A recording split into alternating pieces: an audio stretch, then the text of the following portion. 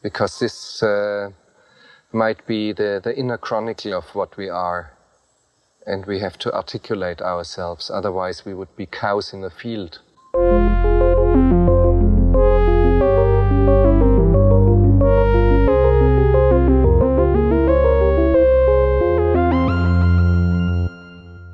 Hello, and welcome to Cows in the Field. This is a movie podcast. I'm Justin. I'm Laura. And today we're going to talk about the Blair Witch Project. Yay! But before we get into that, I just want to mention some fun housekeeping stuff. One of which is that we have a schedule now planned out of what movies we're going to cover and when those episodes will be released. So this episode is being released on June 19th. It's the Blair Witch Project. And episodes typically are going to drop on Fridays, and it's going to be every other Friday. Yep. So July 3rd is Children of Men. July 17th, Searching for Bobby Fischer. July 31st, Vampire's Kiss. August 14th, Titanic. And August 28th, Forrest Gump. So I should also say that we have a website now that all the episodes will be on that, along with some extra discussion, and you can engage on the discussion if you like as well. The website is cowspod.wordpress.com. So join us there for more about each of these movies that we discuss and links to episodes, and we'll post information about upcoming stuff there. Okay, so we're going to talk about the Blair Witch Project today, this movie came out in 1999, and it was surprising to to find this out, but it was the 10th highest grossing film of 1999. And part of the reason I find that incredibly surprising is that 1999 is just such a stacked year for movies. Mm-hmm. It set a record for the most profitable movie ever made. In particular, and so the way they measure this is by the budget to revenue ratio. And it's just kind of unbelievable when you hear these numbers. So it cost them $35,000 to make, and it grossed $248 million. So it just defies anything we can even imagine. And I think one of the questions we wanted to start out with was just, what is it about this movie that made it so popular at that point in time? This is the end of the 90s. People were ready for something different at this point. It is like the first found footage movie of any import, I think, ever, really. We'll go into like the brief history of found footage later. But it feels completely and totally different, I think, from anything else that had been going on in the 90s in terms of horror. There had been a lot of like the kinds of movies that we talked about in our Joyride episode, a lot of franchises at this point, teen slasher movies where, people get picked off one by one, lots of gore, lots of things that are right there on the screen, and they're getting a little baroque, and this movie is so sparse and leaves so much to your imagination. It must have felt like totally different at the time. I mean, I think also that it's likely that audiences were just aware of all of the horror tropes that they had inherited from people like John Carpenter and others, from the run of slasher movies in the 80s. That really carries over into the 90s. Then you have like a movie like Scream in 1996, where it's almost parodied how meta the movie is about those tropes. Like they cite them in the movie. They actively, all the characters are aware of them. They follow those rules. Some break them. And I mean, it's just one of these things where if audiences were that receptive to a meta horror film at that point, it seems likely that they were growing tired of that kind of horror, in that they were just tired of a slasher movie where there's a final girl and there's a unstoppable force going around and killing everyone. And so I wonder if part of the success of this movie is that it felt so fresh in that time, in that it was just, there was nothing quite like it. It wasn't following any of the typical genre tropes at the time, at least. You don't ever see the Blair Witch. You don't ever encounter anything gruesome. No. And there's no real... I mean, the teeth are kind of gruesome, but that's it. Right. But the kind of scares that I think would have fuel the horror kind of movies in this involving suspense and jump scares and these sorts of things are just not really present in this movie. It's more about creating a mood and atmosphere and of unease and unsettledness and something that's unnatural. And really, it's just like a movie about a bunch of people getting lost in the woods for the most part. But that itself is scary. And yeah, that's what I love about that. It's mundane. That hit me way harder this time than when I watched it as a kid. That like I'm not that scared of witches. I'm a little scared of witches, but I'm not that scared of witches. But I'm very scared of getting lost in the woods. Yeah, I mean, there is a horror to that, and I think like that because of Blair Witch. I mean, it kicks off this whole found footage thing, which we'll talk about, but it also kicks off, I think, like a kind of renaissance of like just the horror in these sort of natural disaster kind of things. Like I'm thinking of a movie like Open Water, where it's really just like two people who are trying to tread water and sharks are like trying to eat them. Right. And that's like the entire movie. And I mean, I feel like that, this has this supernatural element, but a great amount of the horror is just getting caught and getting trapped in the woods and just that ending up like potentially running out of food and water and just being lost and feeling like you're going insane because you feel like you're not going in circles, but you end up going in circles. And I find that is really scary. So I think, this kind of simultaneously like bringing it down to earth, bringing down the genre back down to earth. And then also I think suffusing it with a kind of real supernatural element. I think that is really effective. I mean, another thing that of course was very effective about this movie was that it's the first movie to have like a real viral marketing campaign, as far as I know. The marketing was insane. Because they start out with a website. They don't even have the movie. They like have a website and they screen this documentary on Sci-Fi Channel ahead of the movie. Right. And all the promotional stuff is like they created signs saying like these people are missing. Yeah, they did that at Sundance, and they listed all the cast as like presumed dead, like missing or presumed dead. Yeah, you're supposed to think like, oh, I'm watching like a reconstructed documentary, a la say like Grizzly Man. And I think that is. That must have just been so effective because, it's the early days of most people getting the internet in their homes, having some kind of dial-up in their homes. Like, other people probably had it before then, especially people on college campuses. But before that, it really isn't, it's not around as much. And so people are out there checking. They're like checking on the website and they're wondering. But the combination of these two things, I think, led to its success. And it, of course, had a really great word of mouth campaign. People were saying like, oh my God, it's so scary. Or some people were saying it's total garbage. And so then everyone had to have an opinion. So you had to go see it. And so I can imagine that sort of steamrolled it into the 10th highest grossing movie of 1999. This movie, I think, has a very particular meaning and history for you in particular. Okay. We can get into that now. Laura's Horror Corner. So I underwent, because of this movie and because of The Sixth Sense, because of year of 1999, I was so destroyed by these two movies that my dad and I underwent a desensitization program. So tell me what happened when you watched this movie. Sure. So I was always a scaredy cat, like always, always, always. There was kind of an ever-growing list of things in my house that I wasn't allowed to watch because they gave me nightmares one time. Like, when I watched the Halloween episode of Saved by the Bell and it gave me nightmares. And then my mom said I couldn't watch Saved by the Bell anymore, even though it was just the Halloween episode. That show's not scary normally. I felt that was very unfair, but I was up all the time bothering my parents because I had nightmares and they were like so sick of it.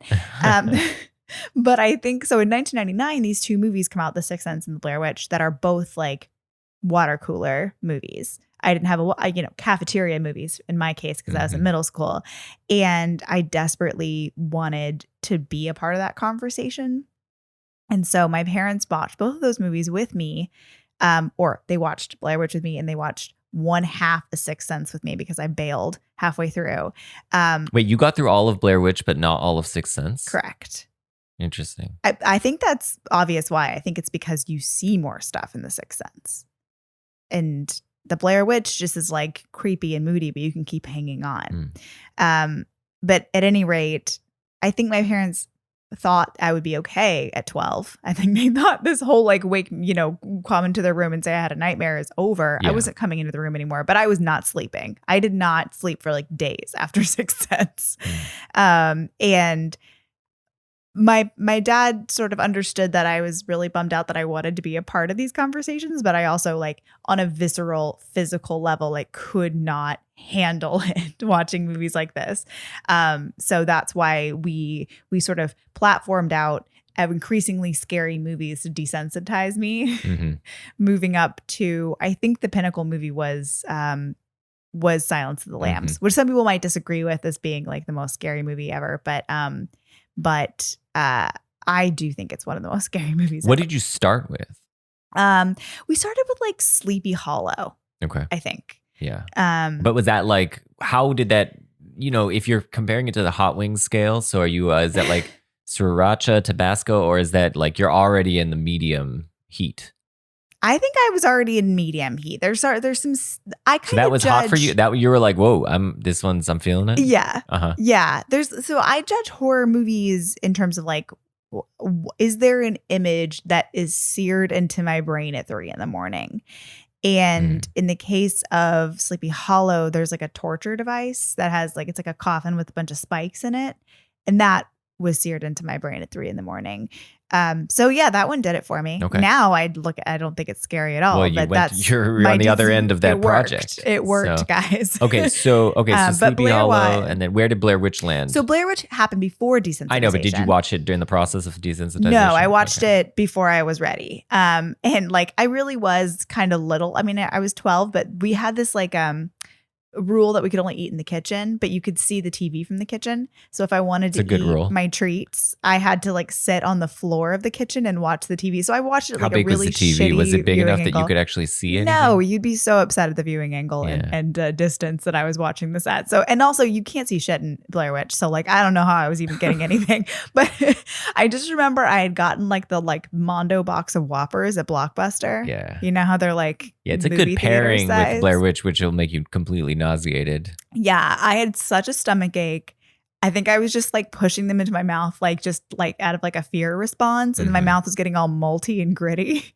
And I like was just like, I'm gonna puke. I'm so scared. Yeah. And I've had too many Whoppers. How old are you? 12? I think so. Yeah. So I was probably 15. I guess it was 15. Yeah. And I watched this movie at a sleepover, which. That's a great viewing experience. And it was fun, it was fun. I was sleepover with some friends, and I remember that after we turned it off, and we were in the basement. We were at a friend's house in the basement, and I remember, I think somebody was like, I want to go upstairs, but I'm too scared to go by myself. That kind of situation. That would be me. I ruined a lot of sleepovers. Yeah, it was fun, but that was I remember like being like, wow, I remember being very scared, trying to downplay it, obviously, as you would in that kind of situation. And, in retrospect thinking, yeah, this was really fun and scary. Like, I didn't really like horror though back then. So I was, You're still not the biggest horror fan. No, but I did these movies because they were the kind, it was what you do in high school. You have to go and be a part of that experience with people. And, I didn't really enjoy it that much, but I got it together, and I did what I needed to do, to be with the people. But I never really enjoyed the process of going through it. And that's definitely changed. I mean, watching this movie today, it's an incredibly enjoyable movie to watch. I think it's really well made, and it's super effective at what it sets out to do. And it's fun to watch what it's setting out to do and see how it's executing in that way. And I found that excellent. But that's the way I appreciate horror, is I appreciate the craft of horror. I think you engage in a more visceral way with it. Yeah. Emotionally and viscerally, you want to feel that kind of fear and panic response, whereas I typically don't want to. I just appreciate the ability to execute the genre tropes effectively. Yeah. No, I do. I do get a charge out of it. And now that, because I still feel fear when I watch these movies, even though I've seen Blair Witch multiple times. That's even though I've interesting. been So you through still- yeah, I do. Yeah. I mean, I definitely didn't like want to go down the stairs in the dark after we watched this movie. I didn't want to go to our basement after we watched this movie. So I do. And I kept making jokes about the little stick figures I kept finding. And I kept making jokes about how I'm going to leave you. I didn't like it. It was not funny. No, I still like had that fear response. It's just that like when I was 12, it was so all consuming. I thought I was going to die and I couldn't sleep. And now like I get the charge and I feel it. And I feel that little like rush of panic and fear, but it's totally, manageable. Yeah. But I haven't lost it completely, which is fun. Yeah. Was there, in the process of doing this horror festival that you were doing with your parents, were there any movies that like you came away from thinking like, whoa, that was a lot better than I was expecting it to be? Better how? Like better quality? I don't know. Just you enjoyed it more? I mean, because I can imagine going in thinking like, there's certain movies like you never want to watch, and then you watch them in the process of this, and you're like getting over your horror, and then you're like, oh, actually, that was really fun. Like, so my dad loves movies, and we used to like watch the AFI list. Remember they would do these like screenings in the summer. They had the 100 AFI movies, but then the 100 most heart pounding AFI movies. Which, by the way, just watching clips of the heart pounding movies gave me nightmares. Yeah, that's tough. But I wanted to watch everything. Mm-hmm. I really wanted to like watch The Exorcist, and I really wanted to watch The Shining, and I wanted to like be a part of that. So there wasn't anything that I was dreading going into. I think I had like a little bit of anticipatory anxiety, like when you're like going up the roller coaster, and you click, click, click, like when we were about to put in the DVD. Yeah. But it wasn't like I was like, oh, I never want to see that movie. I wouldn't have gone to the trouble of a desensitization program if I didn't want to see these movies. That's interesting. Yeah. Okay. So we're going to come back to this point actually when we talk about what is it that is attractive about horror, and I'm really curious what your thoughts are on that. But let's maybe set that aside because we're going to come back to it. Okay. I will answer your question in another way, in that I think one of the first movies that I remember having like a lot of fun with, and not just like I can get through this, like back to the hot wings thing. Like when you get to when you watch some people eat these hot wings, they're just trying to like, they're just struggling. Physically. Yeah. They're struggling and they can do it, but it's no fun. I remember watching The Ring and like having a lot of fun. Yeah. And that was an accomplishment. Even at the really scary parts or? Yeah. Okay, great. Yeah. And I've, this is the first time through or? I think so. Wow. Yeah. And then my dad and I went to go see Ring 2 in theaters. Yeah. Like that's where I was at. I was able to go to a theater and Ring see a 2 scary movie. Maximum. High voltage. Yeah, sorry. It's Ring 2 Maximum Rings. No, it's Ring 2, Please Rewind. Is it? Oh, yeah. Be kind, rewind. Yeah. That. The second question that we really want to get into at this point is why did it take Hollywood almost 10 years, almost a decade to figure out that like you could do Blair Witch again? Like basically you could do another found footage movie that could make, maybe it's not going to make 7,000 times its budget, but maybe it could double, triple, quadruple its budget because the budget is nothing. It doesn't cost very much to make these movies and they're incredibly visceral and can be really effective. And so why did it take Hollywood so long? What's the next found footage movie after Blair Witch? I think there may be like some really like some sleeper ones, but I think the ones that are famous come in 2007 and 2008, which is wild. So Rec came in 2007. That's the Spanish language film, and then Quarantine, the American version of it, in 2008, and then Cloverfield in 2008 as well. Paranormal Activity is floating around. I think technically, sometimes it's called a 2007 film because that's when it hit festivals, but it wasn't wide release until 2009. Yeah. So you may think that Rec and Paranormal Activity are kind of like neck and neck. Yeah. But it all of a sudden seems like 2007, 2008, like these movies start popping back up again. I think maybe it's just multiple times found footage movies have had sort of bad vibes or sort of bad connotations attached to them. When I was looking up just like where the genre came from, the first found footage movie is called Cannibal Holocaust, which is an Italian faux documentary.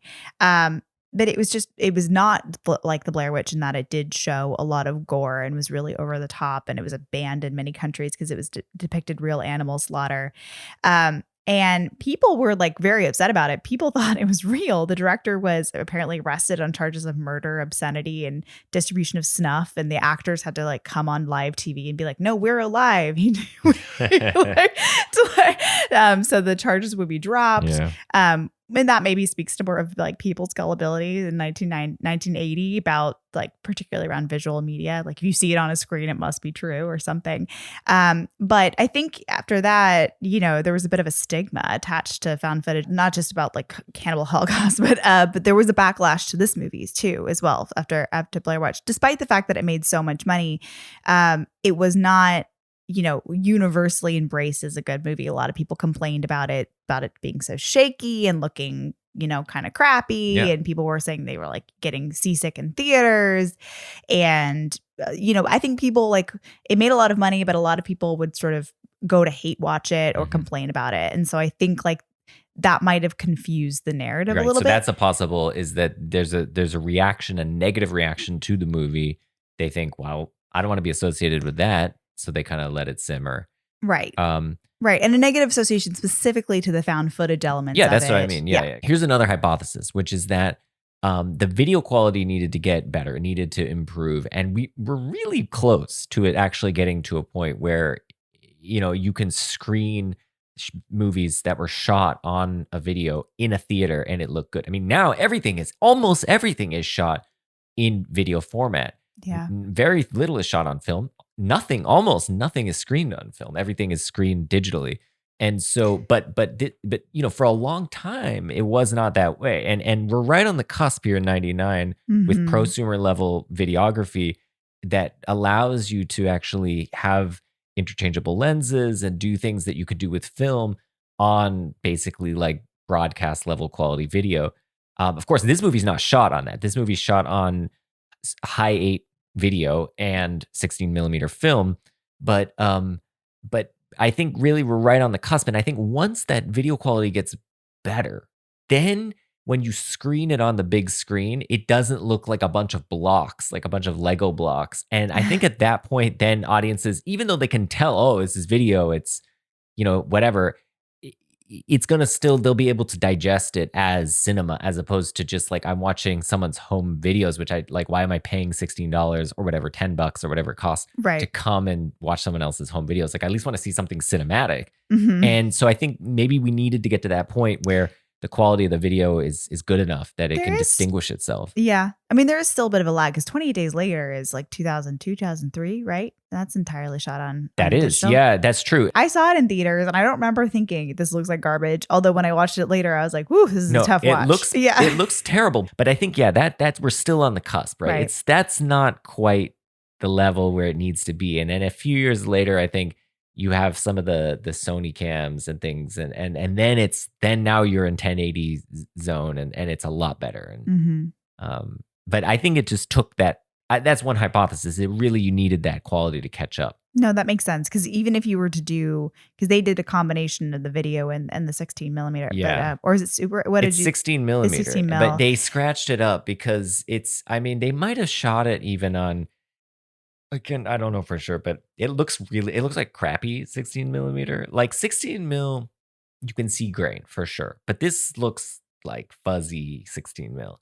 So it's either they shot it on like degraded 16 millimeter stock, or they shot it on fast, like high ISO 16 millimeter stock, which would have added extra grain and potentially made it even more fuzzy looking. Right. Because it just, I mean, like, Darren Aronofsky shot Black Swan on 16 millimeter, but you wouldn't think like Black Swan, it just looks beautiful, right? Compared to what you're seeing. Black Swan, really? Yeah.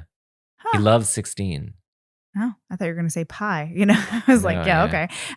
Wow. Yeah, that's crazy. Yeah, it did look like crap. Because I was just going to say you couldn't do found footage movies for that type of budget on film, right? Because it's the film that makes the budget. I think back then, probably it wasn't that hard to get a hold of it.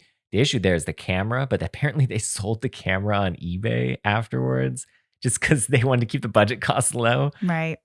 So, but there is a barrier to entry, I think. Yeah, you got to buy a 16 millimeter camera, and you got to buy a bunch of film. You got to get developed. Like it's a lot. And you have to easier. know what you're doing more than if a point and shoot video, right? Yes. Or You gotta know how to load it and how to handle it. That's right, and how to like expose the film correctly. So there's complications there. So okay, we've got some hypotheses. Who knows? But I think if anything, what we've seen now is the stagnation of the horror genre. I think that was laying in the groundwork before Blair Witch kind of re-energizes it, had of course led after Blair Witch to a million copycat movies, which led to what I think we are now at, which is stagnation in the horror genre, at least among found footage movies. I think when people now see that it's a found footage movie, they go, oh, it's like eye rolling. It's annoying. It's lame. It's hack. And that, I just think, where it's going to take another 15 years before somebody reinvents that found footage genre. But I think one of the things that is eye rolly about found footage movies is it's hard.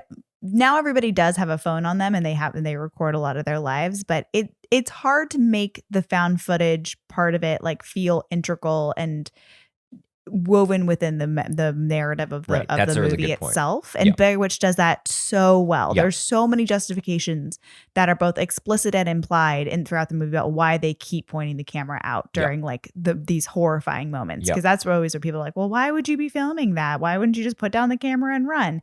And they talk about that in the Blair Witch Project. But a lot of found footage movies, it even becomes a point of contention. It does. Yeah. They're fighting over it because, they keep saying like, quick, that we're making a movie about us being lost in the woods. We're making a movie about the witch. Yeah. And Heather says things like, it's all I have. And they actually remark on it. Like when Josh takes the camera and he looks through it, he says, oh, I now see what you're so attracted to about looking through the lens here. It's as if like you're looking at reality, but it's like somehow safer because it's not real. Yeah, right. I think that stuff is really well done. And a movie that's sparse in dialogue, at least like written dialogue. I think it's really well done. And there was, I think, after Cloverfield was a big hit, there were a bunch of movies that just add in like a found footage element just because, and have no importance to the plot and doesn't feel like it matters. And then it just becomes like a gimmick or a framing device. And that's like the worst. It's sort of like with those television shows that are like faux documentary that came after The Office, with the interview style. That's a great point. Like, yes. Why is Modern Family like that? Nobody knows, but it was just like of the time. Yeah. Yeah, they just use it as a framing device, and we're used to it enough that it makes sense to our minds, and we don't question it. Yeah, that's really good. I think if anything though, that's one of the things that's really effective about the Blair Witch Project is that the narrative is spliced up because the camera isn't always on. Sometimes the camera comes on, they're in mid conversation. Sometimes it goes off at unexpected times, and it just is kind of flipping on and off, and you're getting snippets of their life as they go through this project. You're getting snippets of these interviews that they're doing before they go out there. And I just think that is, I think that adds to that realism effect, and that it's not like, oh, before we have this conversation, let's like turn the camera on and like put it on a tripod and point it at us and then like have the conversation, like there's none of that. It's just like walking around bickering and the camera comes on. So, okay, another thing we wanted to talk about is coming into this movie, this is a horror movie, and I'm a little bit, mystified, I think, by the horror genre. And I wanted to sort of think a little bit about what makes for something being horror, and what also is the attraction to the horror genre, and why is it that we want to watch horror and consume horror media. Yeah, why did I go through a desensitization program just to be able to watch these movies? Well, exactly. And I mean, one answer which you already hinted at is like, well, you wanted to be part of the club. And for sure, that was a big reason I was in these movies in theaters. I would go and even see them. It's because, well, my friends wanted to go see it. I don't have a choice, so I pay and I go sit there and I suffer through it. Yeah, and then I dragged along with a bunch of teenagers. Yeah. There's like 10 of you. You take up a row. Yep, so that was me. The other thing was, my dad wanted to see blah, blah, blah, Blade or whatever. And then I'm just there because he wanted to see it. So I'm there. And I didn't want to, ruin his fun by being like, I'm scared I'm going to go home. So, okay, so there's that, but that's not what we're interested in. So there's something else about the attraction of horror. But before we even get there, like I want to just think about like what horror is. And I think it's important in thinking about this question to distinguish the feeling of being horrified from the feeling of being scared. And I think that a lot of movies that actually go by the genre title horror are not really actually interested in horrifying. They're interested in making people scared. Mm-hmm. And I think that's a big difference. We don't have a genre title for scary movie. That I mean, you could say that, but that's not really. We don't have like a word for that. Yeah. So horror gets used as the catch-all. I know. And that's funny too, because I feel like, for example, I think slasher movies are firmly within the horror genre. But if I say my favorite horror movie is Silence of the Lambs, some people will be like, it's not really a horror movie because it doesn't have like a supernatural baddie and it doesn't like follow those tropes. But the Silence of the Lambs movie is horrifying. Yes. So this is the thing I want to get at. Yeah. So what is this notion of being horrified? So here's something that's, I think, scary, but not horrifying. Mm-hmm. So if suddenly someone jumped into this room, right? And we didn't expect them, we'd be scared. We'd feel like flight or fight.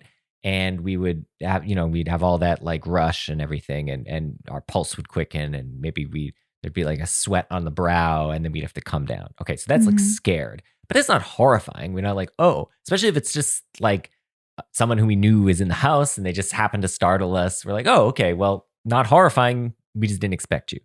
But I think similarly, there are things that can be horrifying, but not scary. Now, this is a little bit harder to come up with examples of, but one example I think is the xenomorph from Alien. So some people, I mean, of course, this is also scary for some people, but I think for some people, the xenomorph is actually like strangely aesthetically beautiful, right? It's this creature that has this, all this like leathery, it's almost like spandex, right?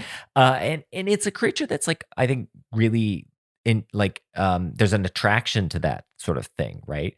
And I think so but of course it's still horrifying. It's this horrifying creature. But I think a lot of people, especially people who've seen the movie a lot, they wouldn't be scared of the creature, but it can still be horrifying because of what it is, because of the thing that it is, how it's aesthetically presented and so on. So I think we want to distinguish being scared from being horrified. Now, with that in mind, of course, being scared is easy to identify. We kind of all know what that's like. What is it to be horrified? I think that's the real question. And I think when you start probing that question, it'll lead to interesting answers to the question of why we want to actually be horrified. Right. So one answer that's given by Noel Carroll about the question of what horror is that it's a mental state of agitation directed at something threatening and impure. So it has to have these two components of being threatening and impure. And the impurity for Carroll is often the result of an unnatural combination of properties. So, imagine a man with the head of a goat, something like that. It's just like unexpected. Like, why would there be a man with a goat head? Weird. And the idea of the impurity is that it's often disgusting or revolting. So it can kind of bring about this notion of nausea. You get this in the Blair Witch, and that the Blair Witch is described as this woman who's hairy, right? Who has hair all over her body like a werewolf or something, right? The other thing is that I think horrifying in the Blair Witch is that when the characters encounter those little stick figures. I hate those stick figures. It's horrifying because you think you went to bed and then you wake up the next morning and there's like a million stick figures. And you're like, who did this?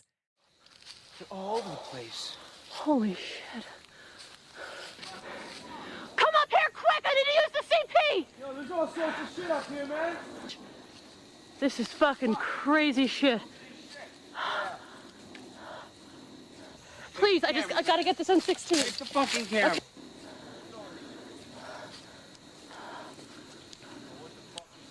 I have no idea. Jesus Christ. That's fucking creepy. And this is no redneck. No redneck is this creative. Get out of here now. Yeah, please. Okay, I've got everything on video, man. Oh, Jesus Christ, I didn't even fucking see these, man. That's it, Heather. Heather, you got enough, man. Let's go. That's enough. Stop taping. Please stop taping.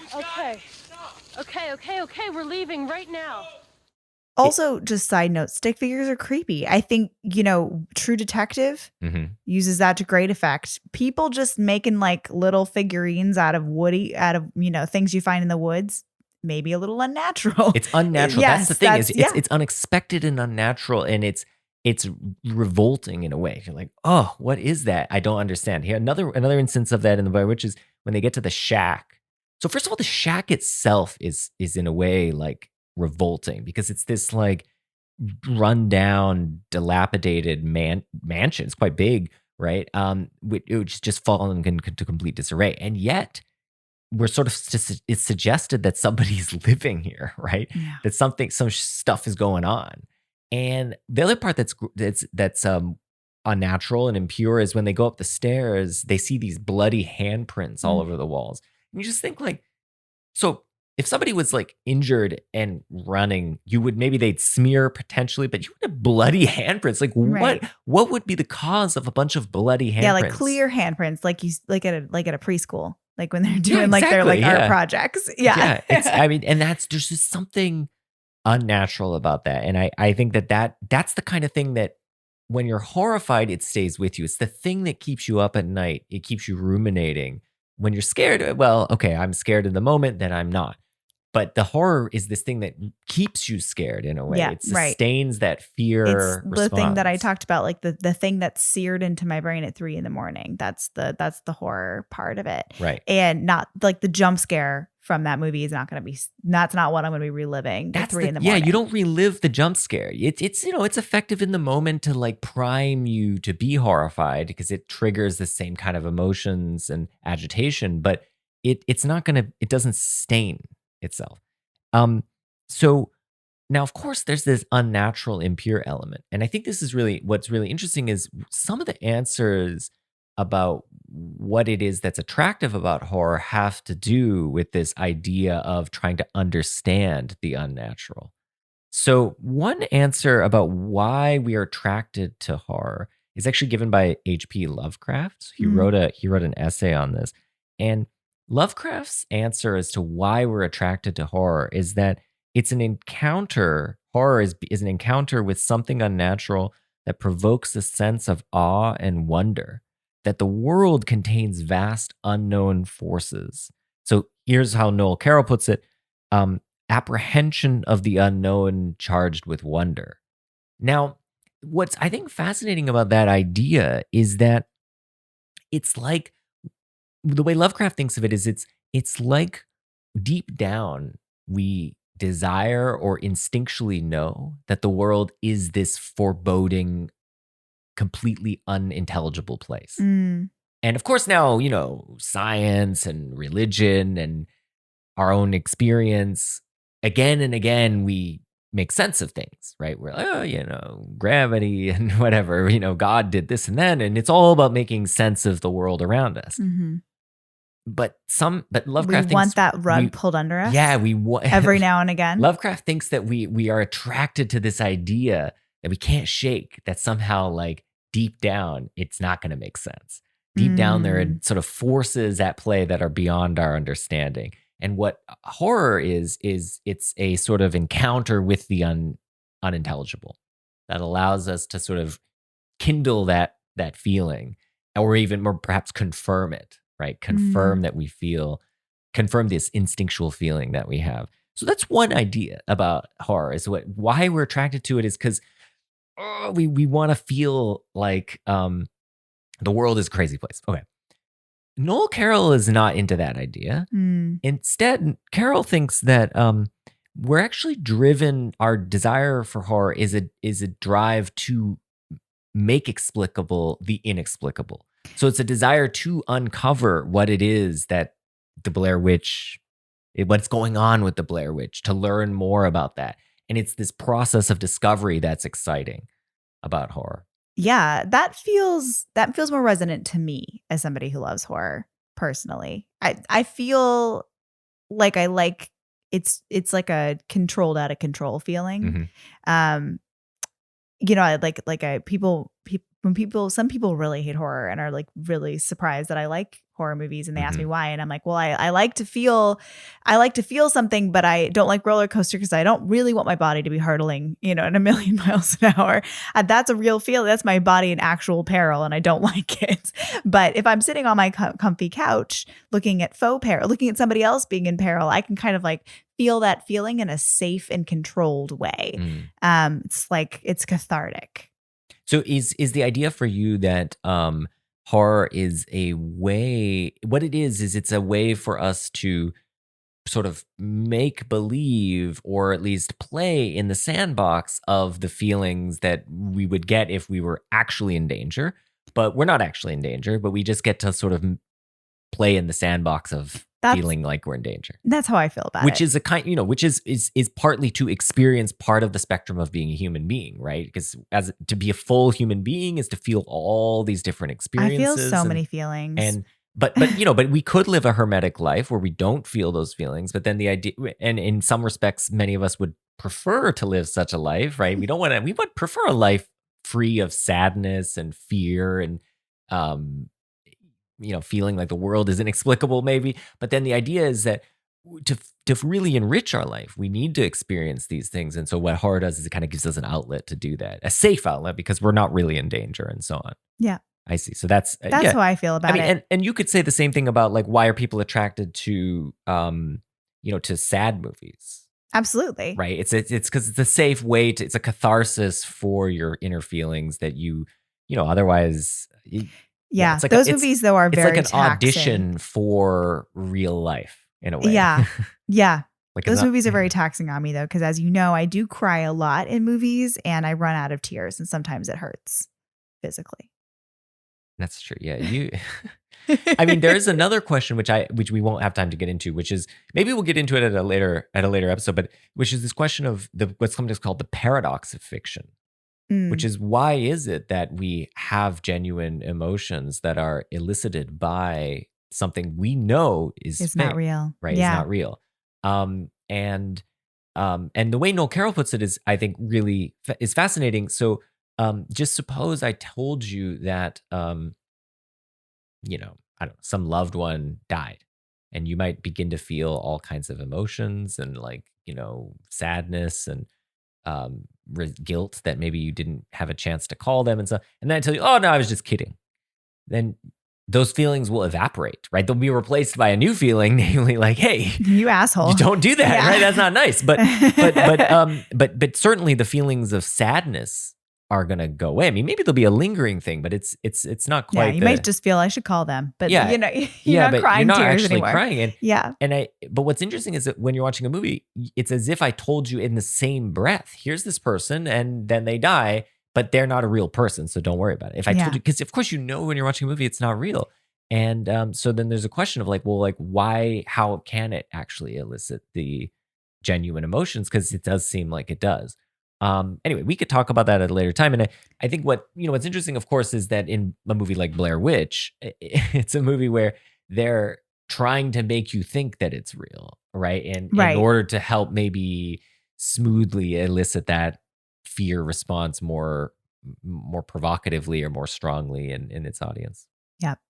Oh, I was also thinking, you and I have had this conversation a couple times about, you know, why women in particular seem fascinated, if not by horror movies, but by like serial killers and stuff. Like there's My Favorite Murder podcast. There's like millions and millions of murderinos. And I think largely they are women. There are definitely male murderinos, but, and I am one of these too. I'm, fascinated by serial killers and murder mysteries and all that. And I think it is part of that thing about control and playing in the sandbox and playing out scenarios. I think women are, serial killers are real. This kind of violence is real. And for the most part, women are the victims of it. And we're I think the fear that we feel walking down an alleyway or walking to our car in the middle of the night in an empty parking lot is different and far more acute than what men feel in those scenarios. But if you read enough about serial killers, or if you read about those people who survived an attack from them, or if you learn about their MO, like maybe you can kind of like, it helps you kind of think through what would you do in that scenario, and helps you feel a little bit more empowered. Yeah. It's twisted, but that's one of my theories for why I think women are in particular seem like drawn to this. Do you think there's also kind of like a fictional Stockholm syndrome thing where then there's this also attraction to the serial killer, like the fictional version of the serial killer, and that you're like fascinated by him, let's just say, and that you want to learn about him and what makes him tick and so on? Like, do you think there's also that component? Yeah, I do think so. Because I'm thinking a little bit of like Buffalo Bill, for instance, in Silence of the Lambs, or even, Hannibal Lecter, where there's this desire to like, I mean, these characters are portrayed so sympathetically that like you want to know more about them and understand them. Yeah. I mean, Hannibal's so charming. Yeah. And he's like a, completely horrible person and has done horrifying things, and which you see on screen, and it's, awful, but he's so charming. Yeah. And Ted Bundy, I think people are obsessed with Ted Bundy too, because he was good looking and charming and, glib and pulled stunts like defending himself in court. And, there were 2 movies about Ted Bundy that came out like simultaneously last year on Netflix. Like they won't stop making movies about Ted Bundy. We're obsessed with him. Yeah, I do think that is part of it. It's fascinating. Yeah, it's really interesting. I mean, it's not something that I don't have that connection to the horror genre. I'm not really particularly interested in being scared. I do, though, understand and thinking about what is horror has helped me to, I think, crystallize what I think could be exciting and interesting about actually engaging with horror and what I mean by that is the feeling of being horrified as opposed to just being scared. And, yeah, so for me, the Lovecraft thing actually resonated quite a bit in that, I'm the kind of person who wants to try to make sense of everything as best I can, at least to convince myself that I have a grip on what's going on. And yet I do wonder if there's some kind of Freudian thing that's trying to frustrate me under its core, and that I'm somehow attracted to this idea that like maybe really it is inexplicable in some sense. And I mean, that does make sense to me in that one of the movies that I saw listed in like top 2000s horror movies when I was doing some research for this, one movie that kept popping up, which I felt didn't quite fit the category for me, was Mulholland Drive, which you love. But it just made me think you are drawn to David Lynch movies that are unintelligible at times, deeply mysterious, unsettling, but certainly not going, they're not going to be explained. Yeah, and my engagement with Lynch is not an attempt to unpack the puzzle. Definitely not. I think that's the wrong way to actually engage with his work. And I think that, yeah, for me, in a way, maybe it's like I just like to like let the aesthetic experience wash over me, and I don't try to interrogate it very much. And so it's a way of like turning off the analytic mindset and just enjoying at a purely aesthetic level, right? I mean, there's a way to enjoy it that's a meta enjoyment as well, where you're enjoying the craft of what he's doing and you're understanding what's going into this and what might be motivating him and that kind of thing. But it's less like, I need to figure out like how the different parts of Mulholland Drive all fit together. I think that actually, that way of thinking about it kind of ruins it, and it's not what David Lynch wants you to be doing. And nowhere is this clearer than when when people ask him, like, what do you think about this theory? He's just like, I'm never going to tell you. I'm never going to tell you, because he does not want to ruin that pure, basic aesthetic experience. And I think he feels that if he just told you, like, here's my interpretation of the movie, which I don't think he has one, but if he had one, right? I don't know that he has one either. I think he would think it would ruin it for everyone. They wouldn't be able to enjoy it at on this level. And I think to a certain extent, that's why a movie like Blair Witch can be so effective, is you never see the Blair Witch. Nothing is explained. It just ends. And it's just, you're just like left feeling like, I don't know where I am, what's going on. I don't know what if I watched was real. I don't know. You're like, we got to go to those woods. People are missing. Yeah. Like, I don't know I don't know how to process. Like, I don't even have any way of processing this. And that kind of confirms this sort of deep, unnatural, inexplicable idea that's at the core of, I think, of a lot of horror that makes it so horrifying. So there are all those things going on with this movie. There's also a kind of underlying theme, which comes out in the social dynamics between the characters. So the characters we have are Heather, Mike, and Josh. Heather is the leader of the group. She's the director. She is her project. She's also the star of the movie. Josh is the camera operator, and Mike is the audio guy. So they're basically just technical guys. In that sense, Heather is, and she's played this way, she's a strong female lead who has no romantic interest in these characters. Like there's no romantic undertone here. They're just like people engaging in a joint project, students engaging in a joint project, and she's in charge. Now, one way of thinking about a lot of the stuff that happens in this movie is through that lens, is through the lens of a bunch of guys, 2 guys in this case, who are threatened by the woman who is their superior in it. Mm-hmm. And no, this does come out in a few places. I mean, first of all, witches are historically, were women who were killed because the patriarchal society basically thought that they were getting too much power, right? They had their herbs and things, and it was just getting too out of hand. And so pesky midwives. And the midwives, and exactly. So they're so we got to just take care of them. And similarly in this movie, there's a really important part where Heather has been in charge of the map. And it's established that Heather is basically the only person who can read the map. She has the specialized knowledge of reading the map. Mike tries to look at the map and he's like, I don't understand. It's all Greek to me, yeah. She has a certain power because she has the map. She's the leader. They're following her. But then at one point the map disappears and they all blame her. They're like, well, you were in charge of the map. You've like, always had come the on, map. you've always had the map. Did you take it? No, I didn't take the fucking map, man. I'm not playing head games, man. If anyone's playing head games, you're playing head games, but I'm not playing head games. I don't have it. We have to go. I'm serious. I don't have it. Are you fucking serious? I'm fucking serious. I don't have the map, okay? Heather, that is so not cool, man. I know it's not cool. That is so not cool. I know it's not cool. I mean, that's the fucking, like, least responsible thing you could have possibly done, man. I know that. I gave you back the map, Heather. I gave you the map. I gave you back the map. It's later pointed out that it was Mike who got rid of it. But at that point, Mike is gaslighting her, trying to make her doubt her own memories of the situation. So there's that. And this turns out, as I mentioned, Mike has thrown away the map.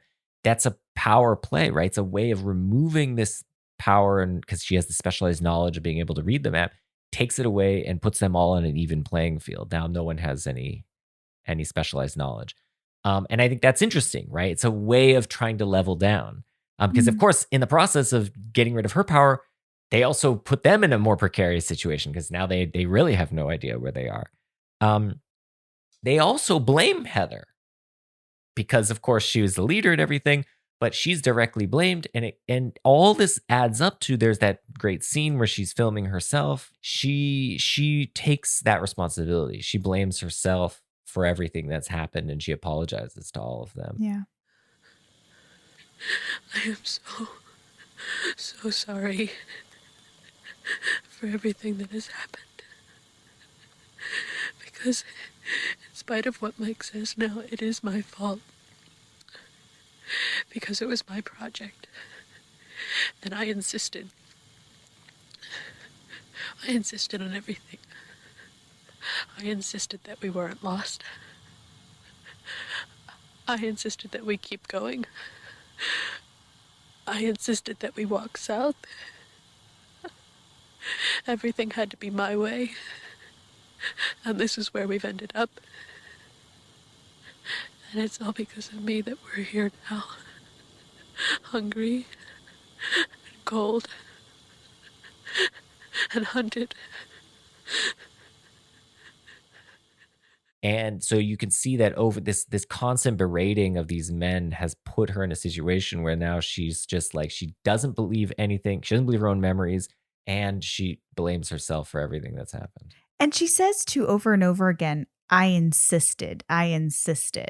And for some reason that like in the word insisted feels like gendered to me, or the like the perception of a woman who insists as like as a pest. Right. And nevertheless, she insisted. Yeah, exactly. That was also in my head. Yeah. But she sort of like tells this story as if she's like been sort of overbearingly bossy with them, you know, by insisting. But it is like, you know, they go along totally willingly. Yes, right? it's her project. If anything, but if anything, like they're totally gung ho and excited to go. You know, it's not. She didn't force them to do anything. No.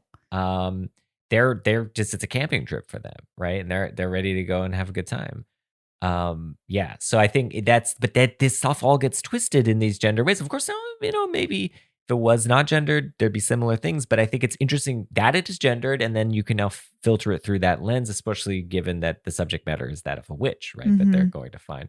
And it's a witch who was accused of killing a bunch of children and then basically tied up in the woods and left to the elements, as they put it. Right. That's what you find out in The Curse of the Blair Witch, in the sci-fi made-for-TV movie. I don't think you even know that much in the Blair Witch Project. I can't remember if they talk about it in the interview, in these pre-interviews they do before they go. I don't know if they talk about her being left out in the elements. I don't know that we ever hear her name, Ellie, whatever. Yeah, okay. We're getting into the lore here. Yeah. I think what we decided after we watched The Curse of the Blair Witch is that knowing less about the Blair Witch is better. Yes, 1,000,000 times better. But that is also the thing of like, when you see that and it's so inexplicable, like there is this desire to know more. It's fascinating. You're like, ooh, maybe if I like learn a little bit more, you know, it'll be less horrifying.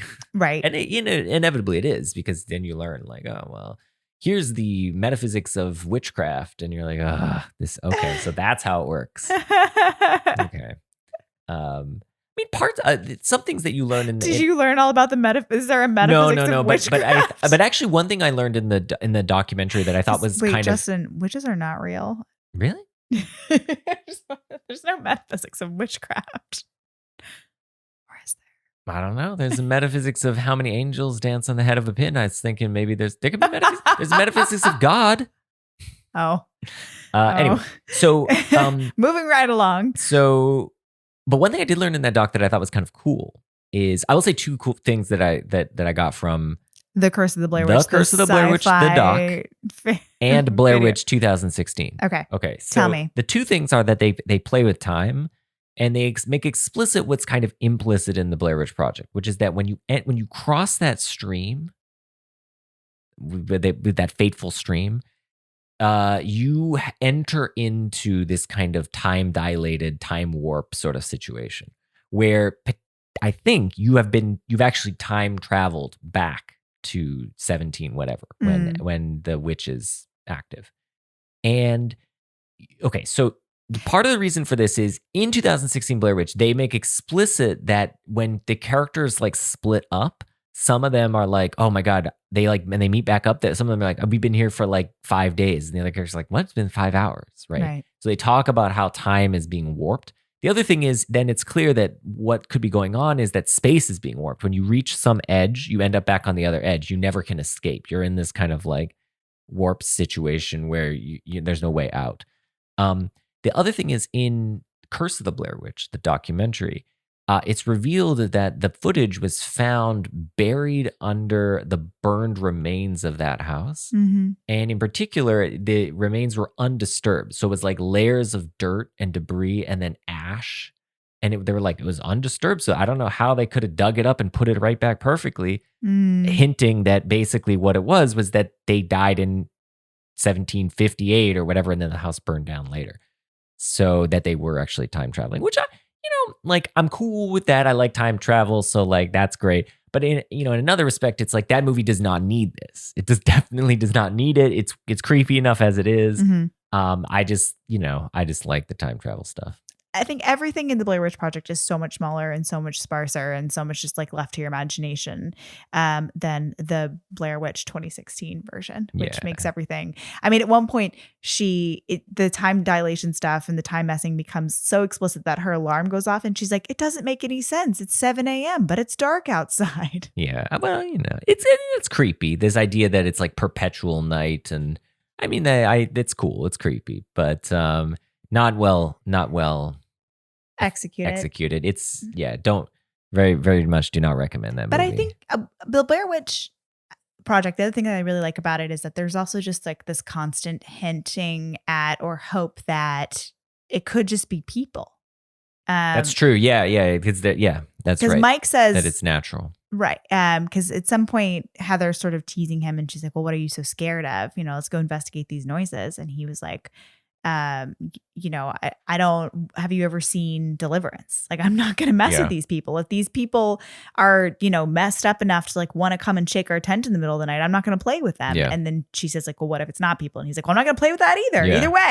Either way. But I do, like too, that there's always this throughout the whole movie, even though like stuff is happening, like they're heading due south all the time. And there's this constant wonder, like they're starving, they're being out in the sun all day. Like maybe they're just losing their minds. And in fact, there's nothing supernatural happening at all because we're not seeing any CGI flying around. We're not seeing any flashes. We're seeing no evidence of a witch except for their reactions to things. That's true. And I like that. Yeah. That's definitely second interpretation. Yeah. It's like, it's like gaslighting itself is horrifying. Like being led to doubt your own experiences in the world as true or whatever, accurate is itself terrifying. So there we go. We've done a couple horror movies, horror thriller movies. Coming up, we've got some good stuff. We've got, next up will be Children of Men, which we're going to have a very special guest on. And please, if you're interested, if you like the podcast, follow us on Twitter. We are at cowspod on Twitter. We have a website now, cowspod.wordpress.com. And we'll post updates and you can read more about our thoughts about these movies and other movies on that. And I hope you enjoyed The Blair Witch. Thanks, everyone, and we'll see you next time. Bye. Bye.